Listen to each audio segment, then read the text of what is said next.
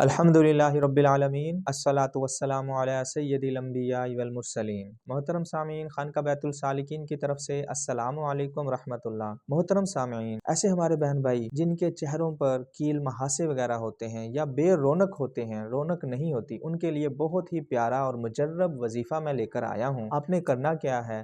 ہر نماز کے بعد نماز ضرور پڑھنی ہے۔ نماز کے بعد اول اور آخر 11 مرتبہ آپ نے درود شریف پڑھنی ہے اور 101 مرتبہ سورۃ آل عمران کی آیت نمبر 107 اعوذ باللہ من الشیطان الرجیم واما الذین ابیضت وجوہہم ففی رحمت اللہ ہم فیہا خالدون۔ 101 بار آپ نے یہ آیت پڑھنی ہے۔ اول اور آخر درود ابراہیم 11 مرتبہ پڑھنا ہے اور اپنے چہرے پر دم کر لینا ہے۔ انشاءاللہ تعالی اللہ تعالیٰ کے فضل سے چہرہ نورانی ہو جائے گا، بارونق ہو جائے گا۔ فی امان اللہ، السلام علیکم ورحمۃ اللہ۔